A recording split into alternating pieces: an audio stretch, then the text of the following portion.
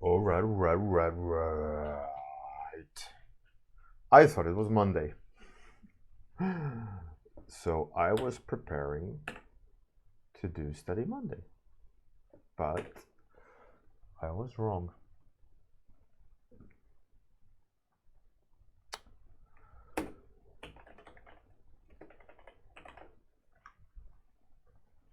Adgi Fuxia, what's up?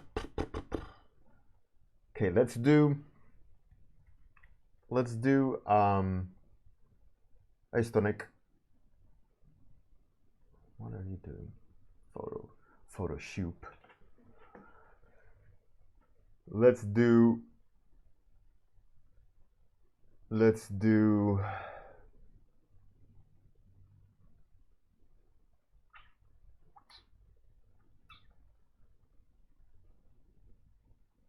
another American diesel punk suit. So we're gonna do American style, round Jeep-like shapes, but what kind of character should it be?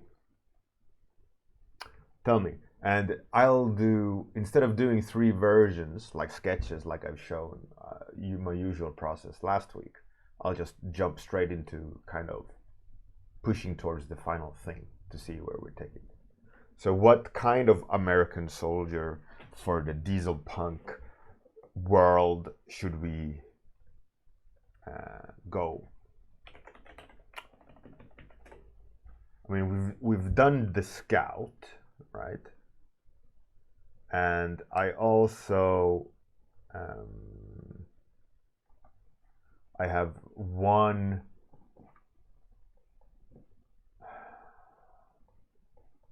today, please. I hate this. Well, why have they designed it that way that you can't pull out?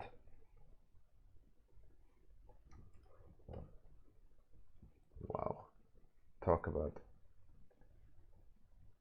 making it complicated.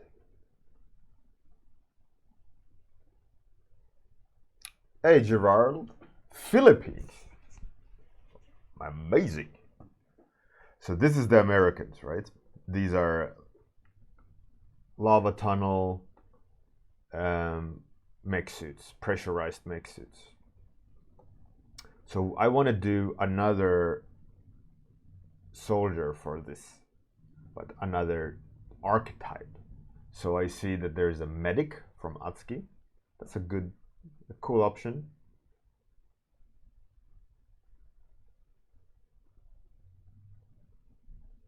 I got some ideas. Any other archetype you want to see me explore? By the way, Gerald, take care of yourself.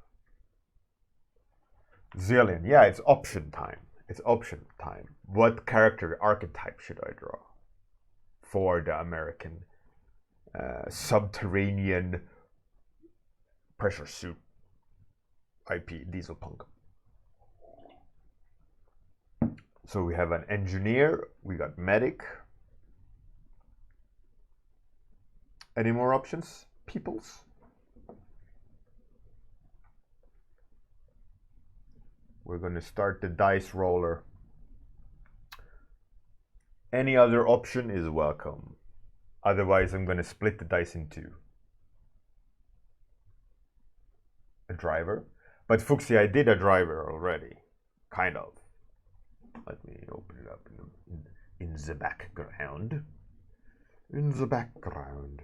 And I also did a mechanic. Let's start through the shoot. Hey, not me.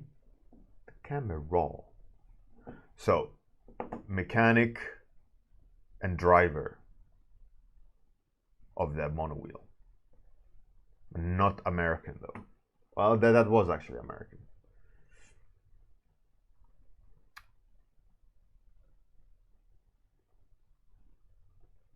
Gerald, well, thank you very much. Thank you for joining. It helps. Every little thing helps. Thank you. Anyways, let's do it. We got medic, engineer. Let's do driver and think tank. Think tank? Let's see. We got 4. So 5 and 6, it's me. I choose on 5 and 6, all right? not you. All right, let's do this. Throw. 4, which is think tank. We're gonna go with think tank. Hey, guess how's it going? Miguel, what up? You just royally confused me with think tank, but let's go.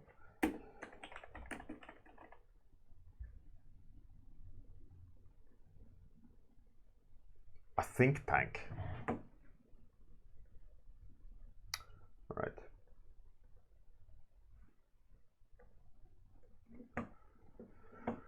So like I said, I'm just gonna jump right into it. I'm not gonna sketch out multiple versions here today. I'm just gonna jump straight into whatever idea I have, right? So think tank as a brain.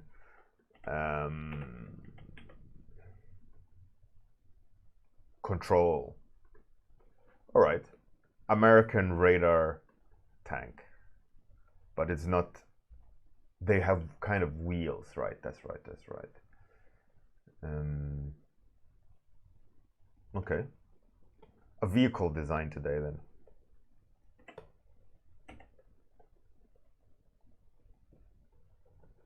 So this is going to be a lot harder because I'm not going to have reference. Or actually, if Zealin, you mentioned breathing, what if we add that oxygen tank, right? And it's an algae farm. Algae farm.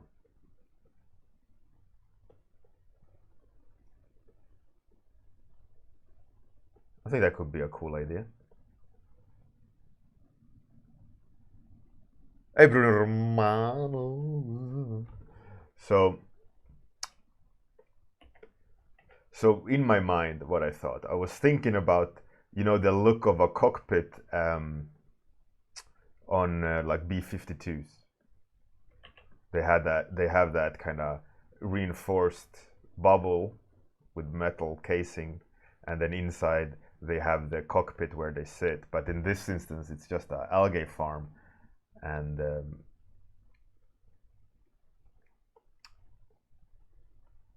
it's like a movable algae farm with maybe yeah, they can't have that. They gotta have way more basic. They have like pipes going directly into tanks,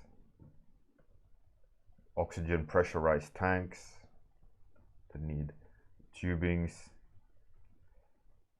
old school machinery,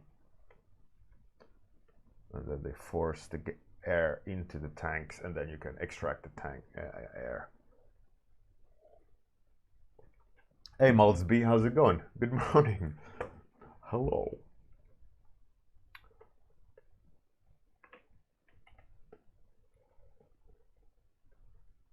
So let's cover the back wheels. That looks pretty cool. And have the wheels be a little bit smaller in the front to kind of, I want to give it a wide base so it feels like it's not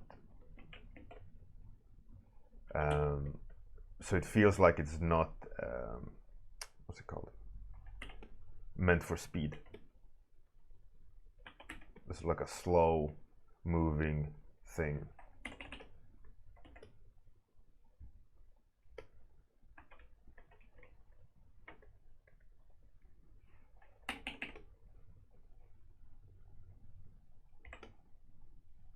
More like that. Low profile. There's only one problem. Algae needs what's it called? When the sun goes through the leaf, it creates this reaction. Not phosphor. not eucalyptus. What the? Oh, it's called photosynthesis, right? Hey Mel, how's it going? Fuchsia, yeah, there we go. It's just me being stupid.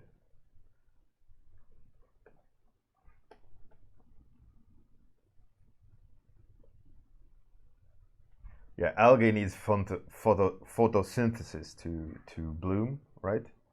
That's why like lakes and such can overgrow by algae because it's like a sunny times, right? They get like super juiced. I assume. I mean, I'm no biologist.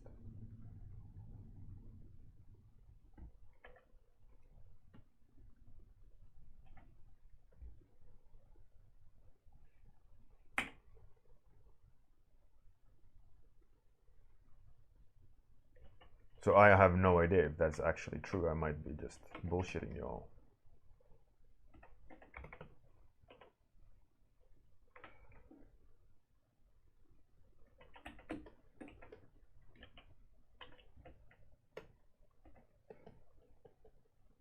So I was thinking, like, some cool ways of making it feel like a tank without being a tank. And what if it had like really thin armor on the outside and really thin, like really awkward wheels, almost like train tracks? What if it could almost be on train tracks? Which means, you know, it's not meant to maneuver at all. It's just meant to follow the back line of the front line. The back line of the front line is where the action happens. And it just kind of provides air. I can imagine like the people walking next to this and having like they connect themselves to the machine and they get like super fresh air.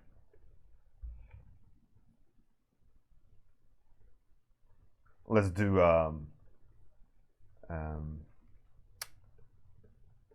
let's break the rules of physics and let's have algae farms underneath the ground.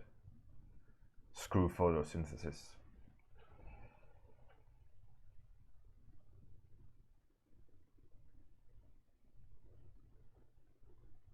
Captain Post, how's it going? Good morning. What if intense heat, an extremely bright light source passes through a specific type of glass? Can that create photosynthesis? I mean, greenhouses, they capture the temperature inside, right? And they capture the UV rays of the light in a specific way, so they bounce around in there rather than just go out. What if extreme light sources like lava and temperature can create a sort of reaction? That is the question.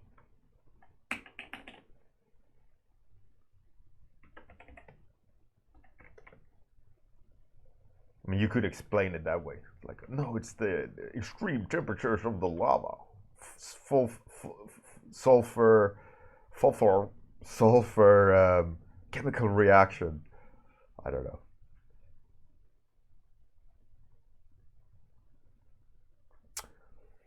Zeolin, that's true. That's true. That is, what are they called?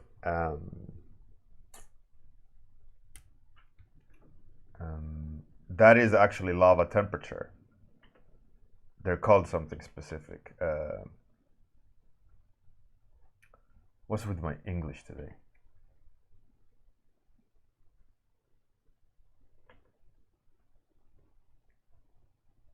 I don't remember what they're called.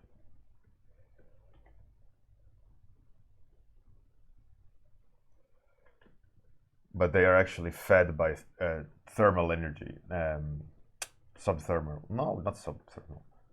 What's it called? Ground heat.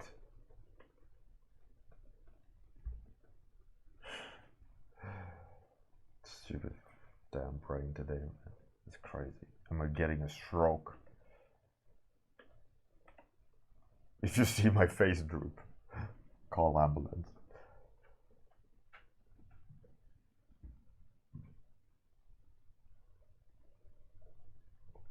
Fight milk, geothermal energy. God damn. Thank you.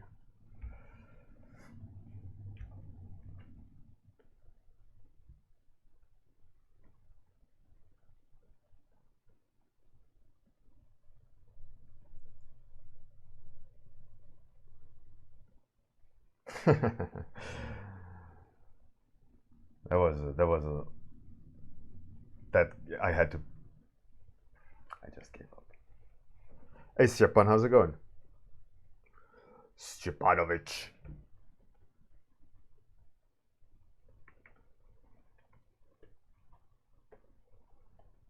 Okay. 10 minutes in,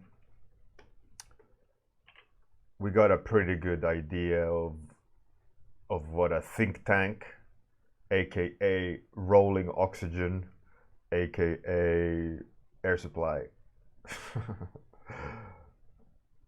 is. Now to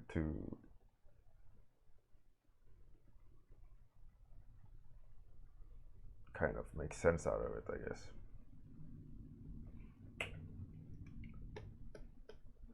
I gave it a silhouette just so that I can see what's going on. It's far too easy to get lost in shapes. So I'm just trying to kind of understand what's happening here.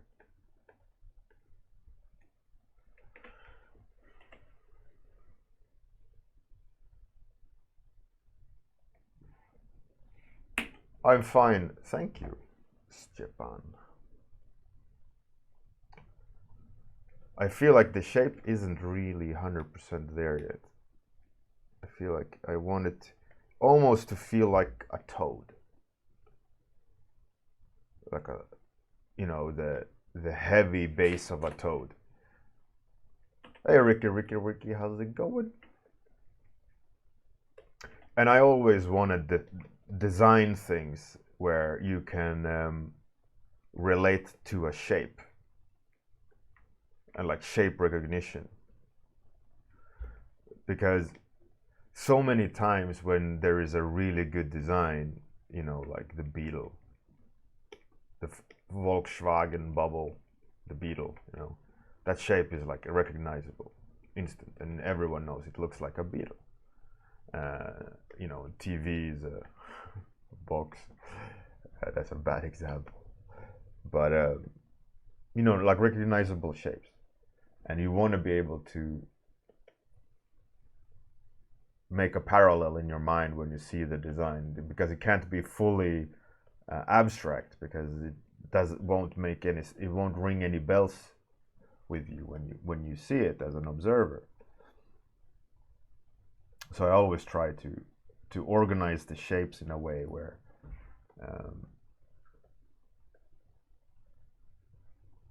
when you see it, you understand what it is. You can recognize it from the other things that you design. So it's not a completely alien shape, also recognizable in between each other's silhouettes, you know, but then also they need to share form language between the others, but still stand out, you know, on their own.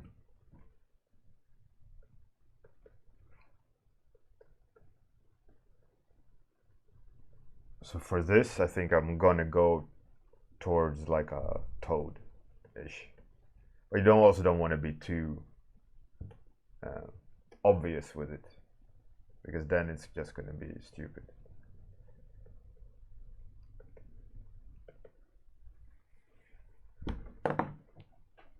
a think tank toad. Yeah.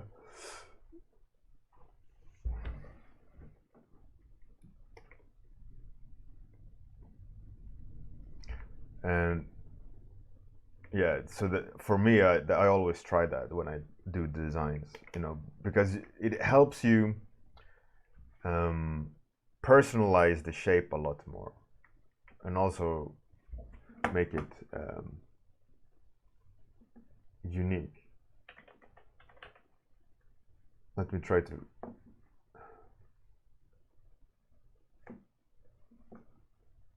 show an example here.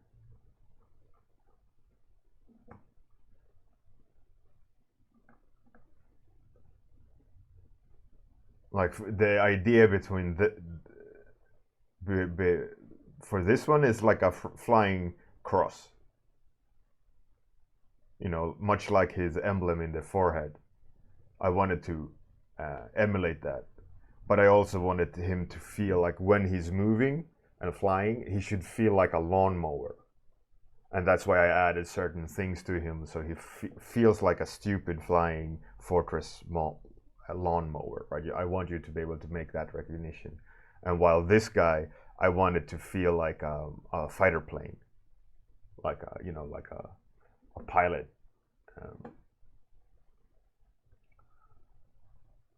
And that's why I also did the cockpit like that, so that he feels like he's going in a fighter jet.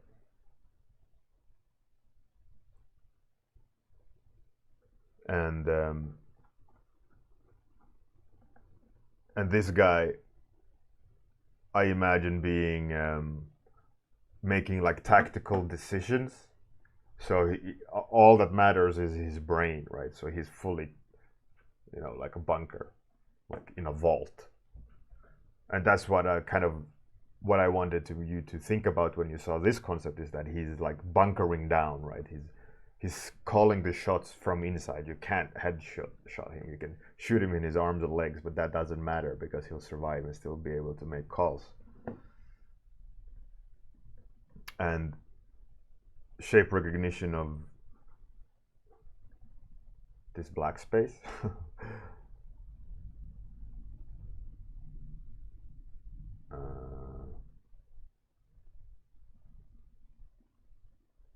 is a spider.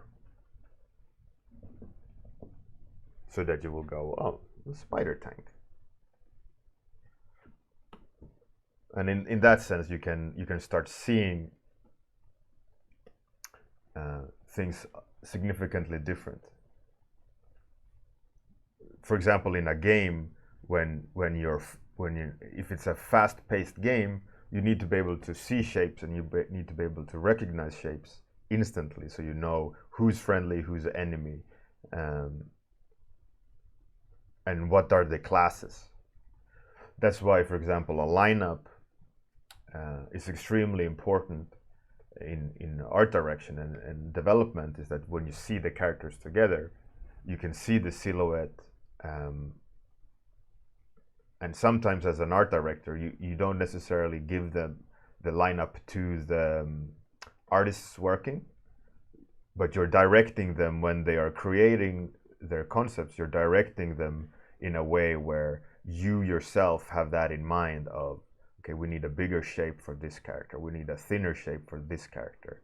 Okay, I'm going to base the basic shape languages on cylinders and boxes, so that when you give feedback to the concept artist then, and when you're saying, oh, this thumbnail I want you to develop further, you're deliberately picking the one that looks like boxes and cylinders the most, right? And in that way you can start separating and dictating the shape of what people are going to see in the game.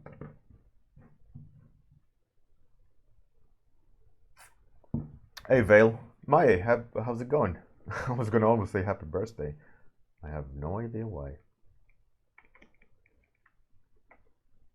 But why not?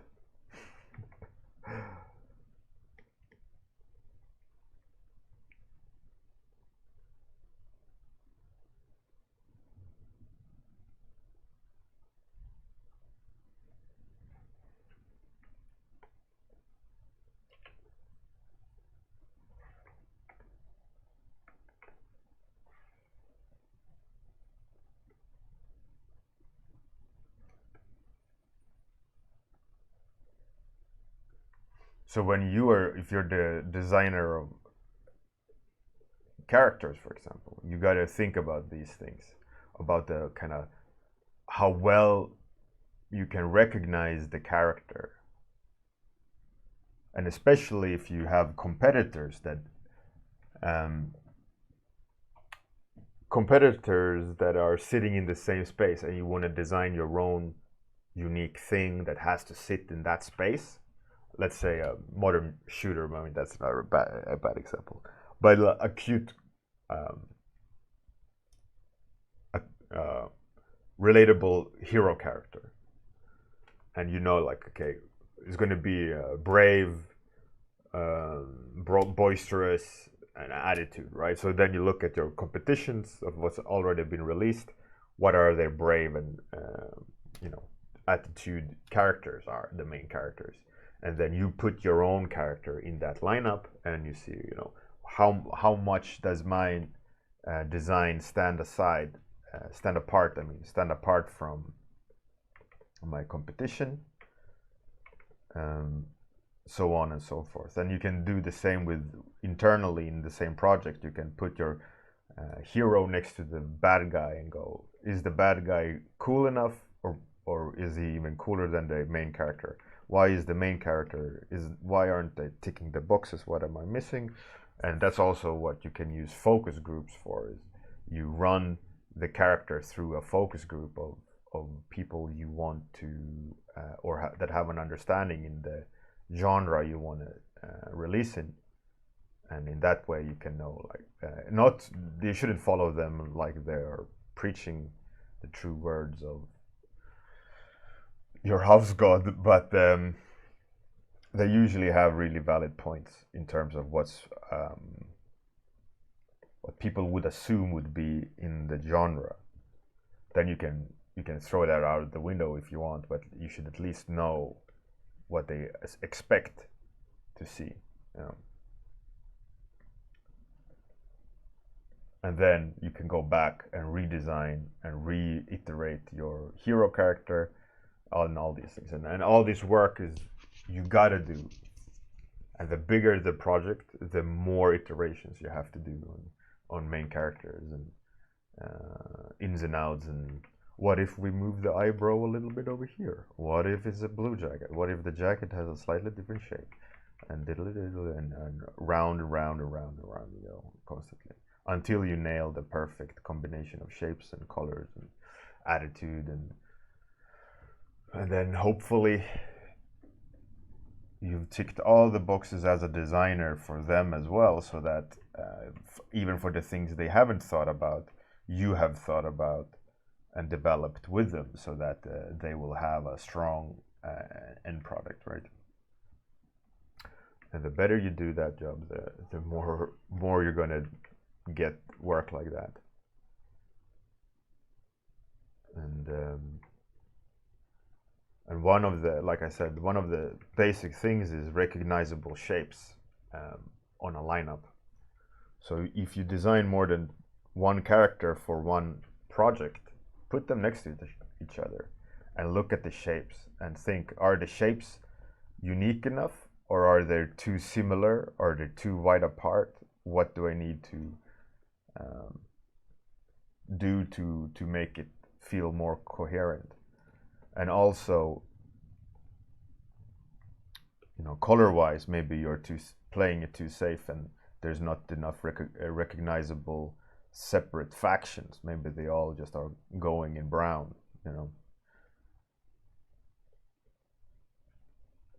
Just take the classic human separations of style, like a business guy versus goth. If a goth person came in business clothes, like khaki and light blue, they wouldn't look very goth, right? And the same, the opposite. But a goth could still also have a wide range of different solutions, like a vampire goth, or with studs and Kiss makeup.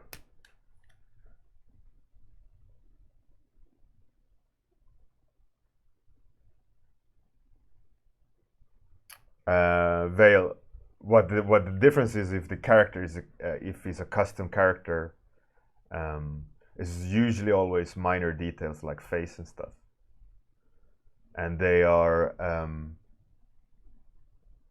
they're focusing the relatability and recognizability of the character not in a specific form but style. So or you can swap armor and helmet and it doesn't matter what the character looks like underneath. It's the recognizable shapes of those armor sets that becomes the iconic recognizable shapes, right? So that the more emphasis lies on the gear and the silhouette of the gear versus the one unique take on the main character. Like take Devil May Cry. Right, that character doesn't change. You can't swap jacket, I think, because the jacket is such a nailed down, iconic look, right? Versus, or maybe you can swap weapons or whatever, and then the silhouette changes with the weapon, but you still have the recognizable shape. I'm good. Busy but good. About this vehicle, Ricky, I don't think it's an AI machine. I don't think it's anything else but like a locomotive that creates air inside the lava tunnels.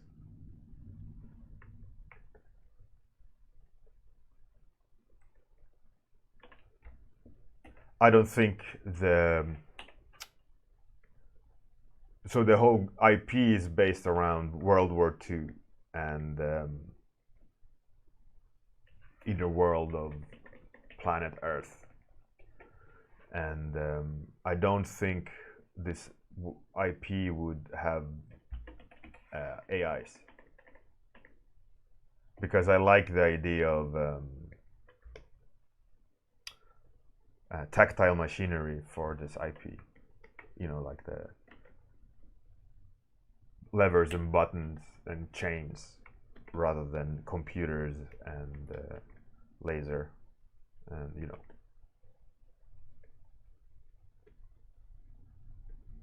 So even though they have mech suits and even though they have visors and heads-up displays, the idea is that it's all like on glass, projection on glass, and wiring, and there's no high-end electronics. It's just cables, more or less.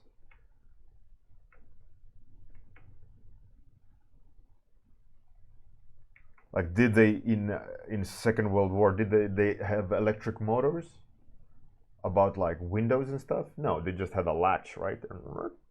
Because it was too expensive if it existed, and too clunky probably.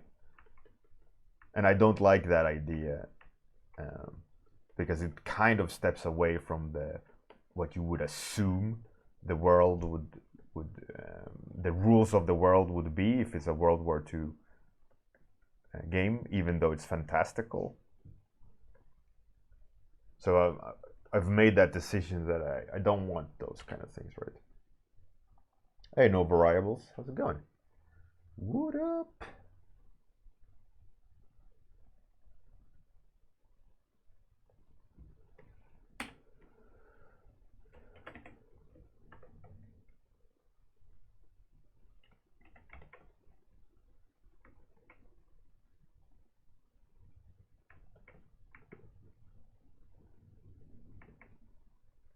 One thing that I had to teach myself in terms of designing characters, especially designing main characters and things, is I made a note in one of my sketchbooks many years ago.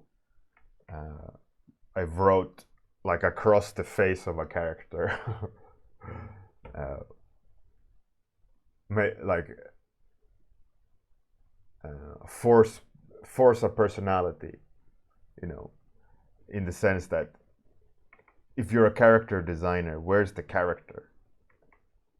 Make sure that whoever is looking at your design gets a character and not like I'm guilty of this because a client wanted it, but the generic shaved angry marine, you know, that's void of personality, is just angry. Right? There's a super basic idea, not that difficult to pull off. The character has no depth, right? It's just he'll just shoot things. Doesn't matter, you know. There's no emotional response. And so when I started sketching, I found that I did only shape explorations. Many years ago, I just did shapes, and I was thinking, you know, like, where's the character in this? You know, what's the personality in this? Why am I just making combination of things and thinking it's supposed to be a character? You know, like, where's the character? And that's why I made a huge note, and it stuck with me even today. Like, make sure to force a character, you know, force a personality in there, so that when you see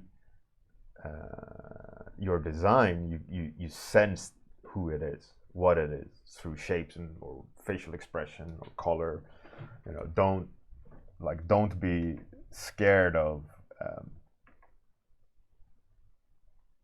pushing, like taking space for a character.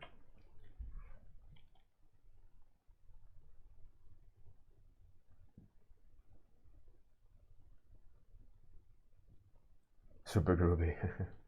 Miguel. Oh, well, that's true. That's true. But I mean, they did have some electric motors. I know that for sure.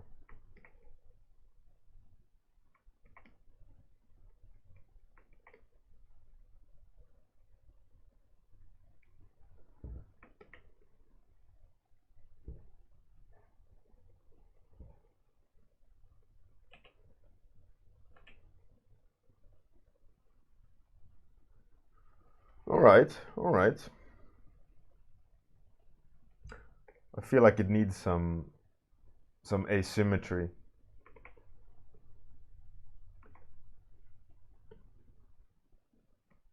Some life to it. It comes across as a little bit too measured.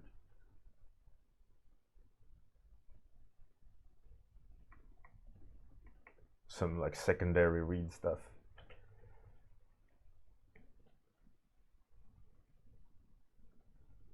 But I kind of like it. I kind of like it.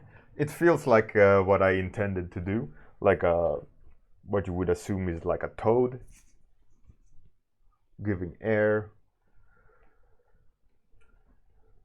Yeah, it's pretty cool. Rolls on chainsaws. Yeah, could be.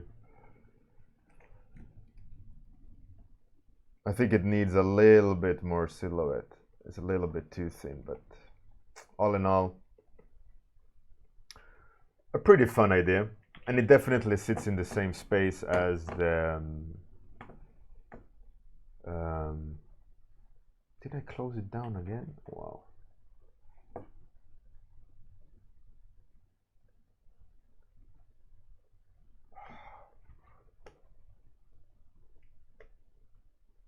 Like the Americans.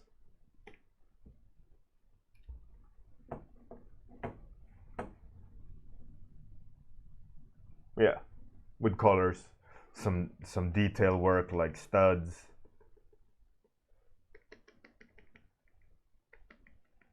Some green coloring. It'll feel good. It'll feel just right, I think.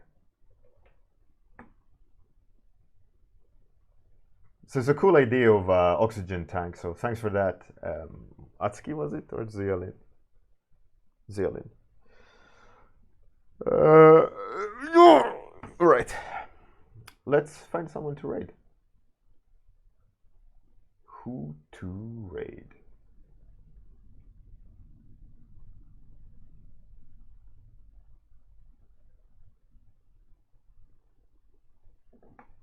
Oh, cool. All right. We are gonna raid my good friend Joe. He just started sculpting. I think Anthony Jones concept in ZBrush looks really cool. So make sure you give Joe So Much Monsters some love. Click a follow on his stuff if you haven't. He's a crazy ZBrush magician. So if you're anything into 3D, make sure you pay attention. Good night if you're that part of the world. Have a great day if you're this part of the world. See you tomorrow. Outro, then raid. Bye.